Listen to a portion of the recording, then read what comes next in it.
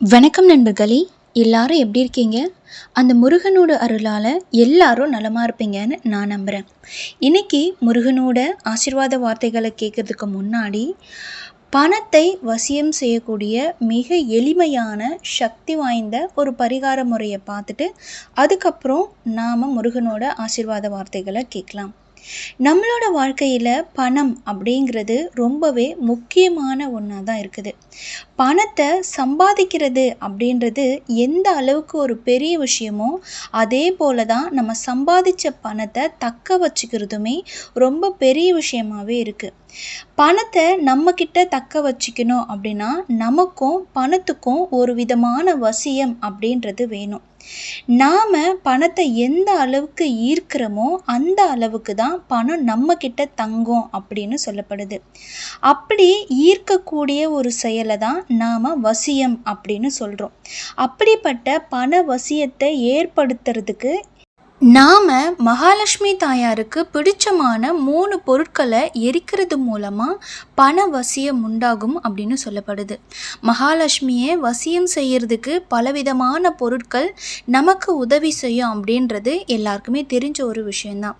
அப்படிப்பட்ட பொருட்களில் ரொம்பவே முக்கியமான சில பொருட்களை வச்சு தான் இந்த பண வசியத்தை நாம் செய்ய போகிறோம். இதுக்கு பழைய மண்ணால் செய்யப்பட்ட ஏதாவது ஒரு பாத்திரம், அப்படி இல்லைன்னா கொஞ்சம் பெருசாக இருக்கக்கூடிய அகல் விளக்கு ஏதாவது ஒன்று எடுத்துக்கோங்க. இதில் பண வசியத்தை அதிகரிக்கக்கூடிய மொட்டு உடையாத, அதாவது முழு கிராம்பு, அதில் மொட்டுகள் உடஞ்சிருக்கக்கூடாது, முழுசாக ஃப்ரெஷ்ஷாக இருக்கணும். அப்படி இருக்கிற கிராம்புகளை 6 கிராம்புகளை எடுத்துக்கோங்க. அதில் 3 ஏலக்காயை சேர்த்துக்கோங்க. கடைசியாக ஒரு சுருள் பட்டை ஒரு துண்டு அதில் சேர்த்துக்கோங்க. இது 3மே பண வசியத்தை அதிகரிக்கக்கூடிய பொருட்களாக கருதப்படுது. இது மட்டும் இல்லாமல் இது 3மே மகாலட்சுமிக்குரிய பொருட்களாகவுமே பார்க்கப்படுது. இது கூடவே மகாலட்சுமிக்கும் பெருமாளுக்கும் உகந்த பொருளாக சொல்லக்கூடிய பச்சை கற்பூரத்தையும் நெய்யையும் கொஞ்சம் அதில் சேர்த்து எரிக்கணும். இது முழுசாக எரியணும் அப்படின்னு கிடையாது. இதிலிருந்து புகை வர அளவுக்கு எரிச்சா கூட போதும். இந்த புகையை வீடு முழுசும் நம்ம சாம்பிராணி புகை போட்டு காட்டுவோம் இல்லையா, அது மாதிரி வீடு முழுசுமே இந்த புகையை நீங்கள் காட்டணும்.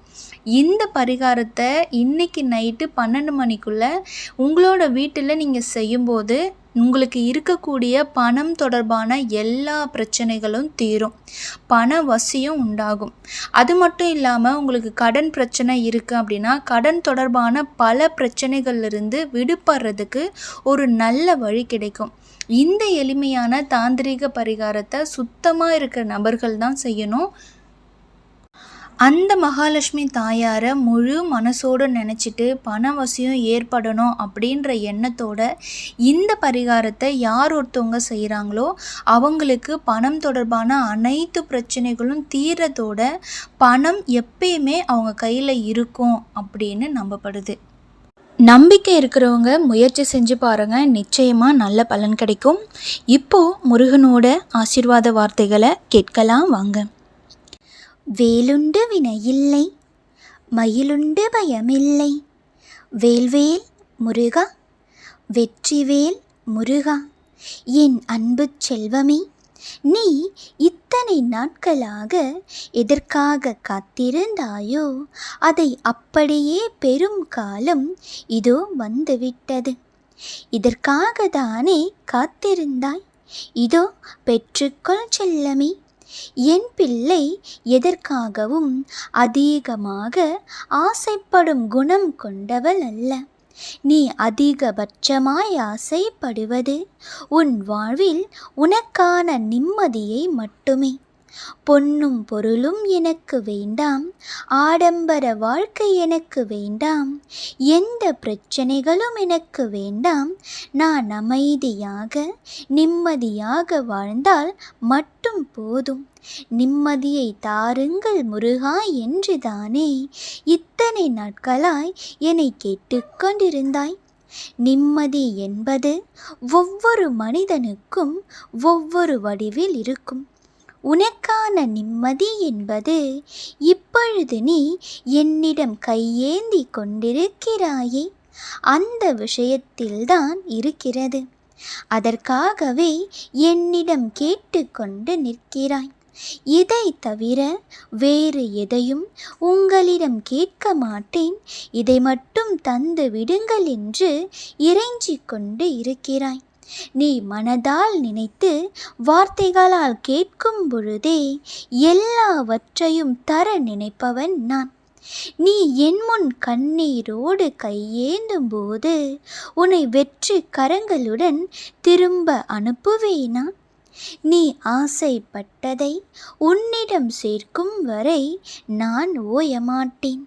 நீயே சலித்து கொண்டு எதுவும் வேண்டாம் என்று ஒதுங்கி சென்றாலுமே கூட உனக்கானதை உன்னிடம் சேர்ப்பது என் பொறுப்பு.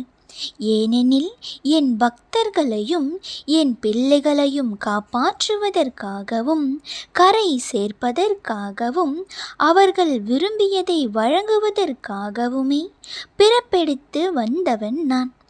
என் அவதார நோக்கமே அனைவரையும் அன்பால் அரவணைத்து செல்வதே. என் குழந்தைகளுக்கு என்ன தேவை என்பதை பார்த்து பார்த்து அள்ளி கொடுத்து வாழ வைப்பவன் நான். இறுதியாக இப்பொழுதெல்லாம் நீ என்னிடம் கேட்பது, அப்பா, எனக்கு பிற உலக பொருட்கள் மீது கவனம் வேண்டாம், எனக்கு எதுவுமே வேண்டாம், நான் உங்களை மட்டுமே எண்ணி வாழ வேண்டும், என்னோடு நீங்கள் மட்டும் எப்பொழுதும் இருங்கள், அது போதுமென்ற நிலைக்கு நீ வந்துவிட்டாய். ஒன்றை புரிந்து கொள் என் பிள்ளை, என் உயிராய் நான் தாங்குவேன். உன்னை உனக்கான நிழலில் வாழ வைப்பேன். நீ சலித்து கொண்டு எனக்கு வேண்டாம் என்று கூறினாலுமே கூட உன் மனம் எதை நினைத்து ஏங்குகிறது என்பது எனக்கு தெரியும். என் பிள்ளைகளின் ஏக்கம் நான் அறிவேன். கனவில் மட்டும்தான் நடக்குமா அப்பா என நீ ஏங்கி கண்ணீர் வடித்தது போதும் செல்லமே. உன் கனவுகளை எல்லாம் நிறைவேற்ற உன் அப்பா நான் இருக்கின்றேன். நீ காத்திருந்து கண்ணீர் விட்டு கேட்டதெல்லாம் நிச்சயம் உனக்கு கிடைக்கப் போகிறது.